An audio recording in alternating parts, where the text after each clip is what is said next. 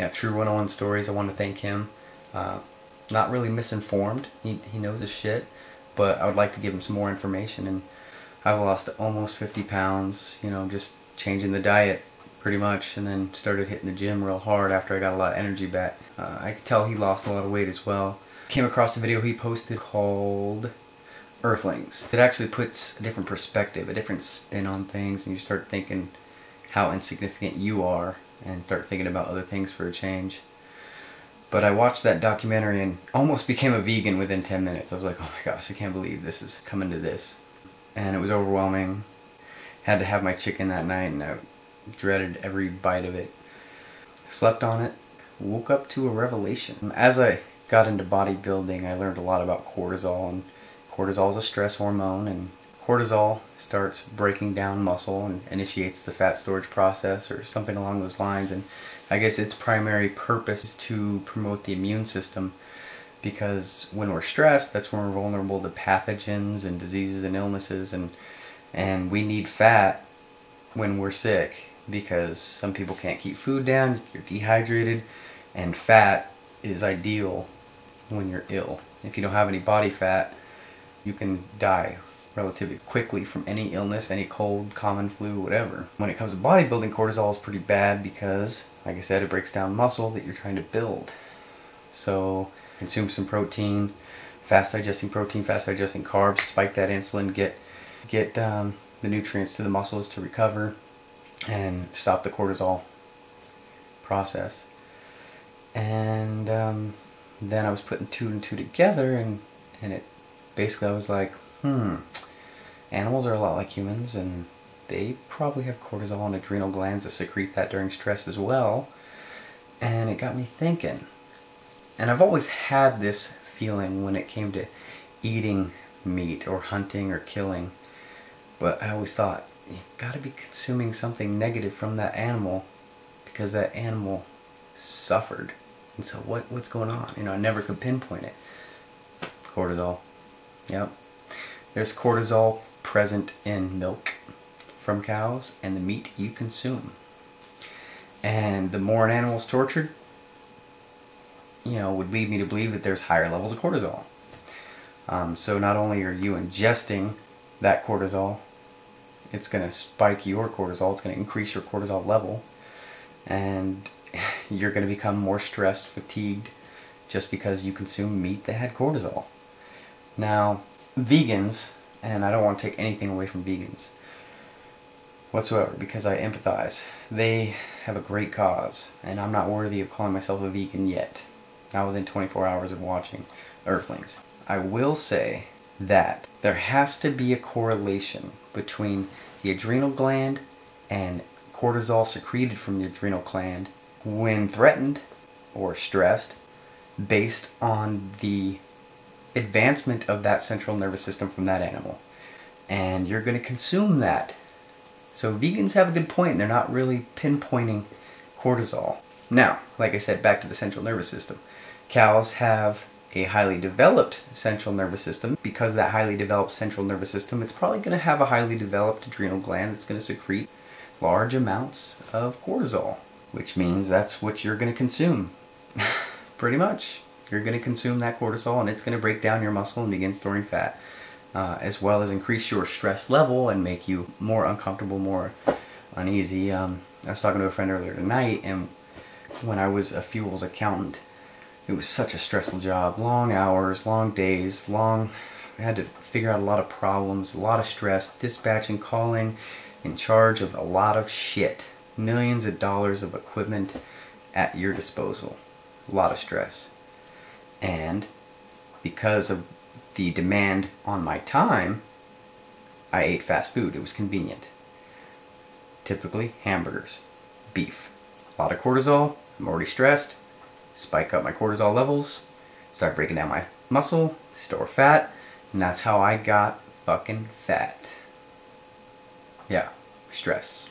And after a long day, the last thing I wanted to do was go work out, and when you're heavy and lethargic and don't have energy, the last thing you want to do is work out. But stress, yeah, Americans are under a lot of stress. Whether it's their daily living, their jobs, their strain on their time, family, friends, responsibilities. and the food they eat. Yeah, if you eat better food, it will lower your cortisol level. So, what do?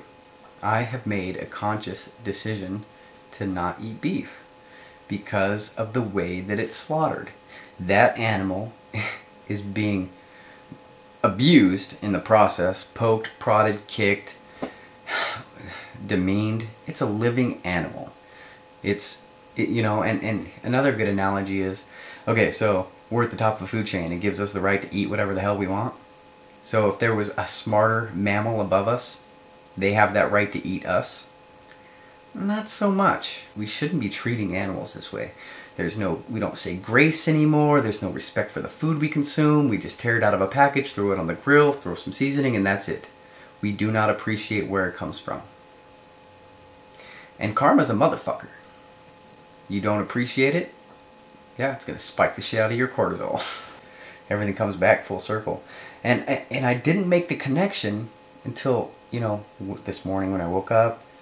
And I guess last night after I watched, you know, the Earthlings video. And it's because over this period of time of 5-6 months that I lost all this weight, I ate chicken and fish. Fish was honest, you know, because it was expensive. It was random.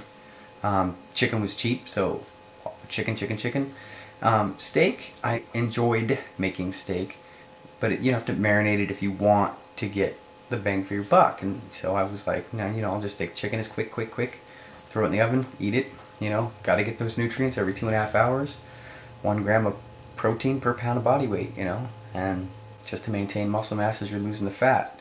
Now I'm realizing I have barely, you know, maybe 5 to 10 servings in the past 5 months of beef. Avoided hamburgers, avoided everything. And that has to have had an impact on my stress level because I feel really calm and really good, really healthy, really happy, energetic. And I'm not eating beef. So that's why I've made, as of today, a conscious decision not to eat beef. Anybody that wants to watch the Earthlings video that's in my circle of friends who wants to throw not eating beef in my face, if they watch the Earthlings video in its entirety with me, I'll have a steak. You know, it's a trade-off. If I can get somebody to watch that video, it's going to have an impact, especially if they have kids. If you're feeding your kids shit like that, that's malnourished, that has growth hormones. Little girls having their periods at 8 because of growth hormone in cows. So we can grow them faster, so we can butcher them sooner, so you can get fatter faster.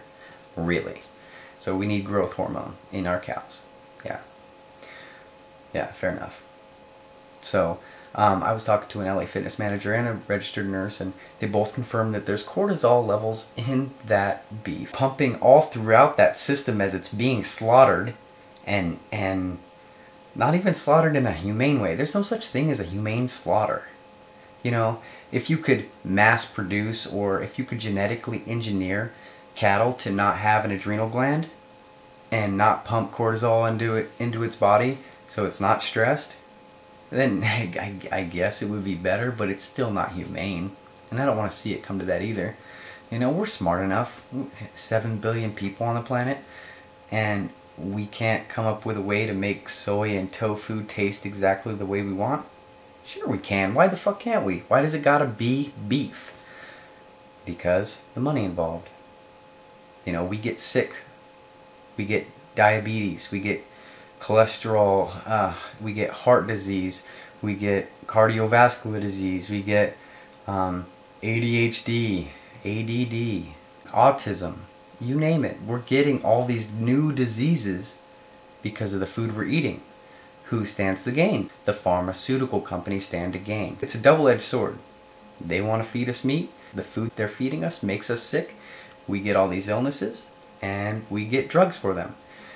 Could we just smoke some marijuana to reduce our cortisol level and heal us of these cancers and all these diseases? Sure. Are they going to legalize it? Hell no. Because of the almighty dollar. It's so pathetic that we're running down this, you know, dead-end street. And if we don't choose the right fork in the road before we pass that fork in the road, we will not be able to turn this thing around. There's too much inertia involved. I mean, 7 billion people down a path, and we got 2 to choose from, and we're running out of time.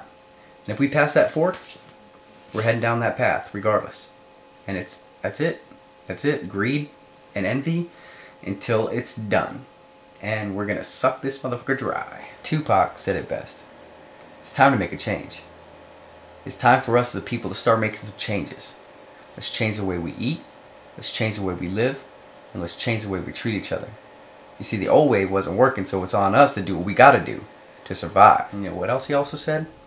We ain't ready to see a black president. And even though we got one, we still aren't ready. We're not accepting. We're not willing to let him do his damn job. He's trying. There's forces at work that don't want him to succeed. Big money. Big money.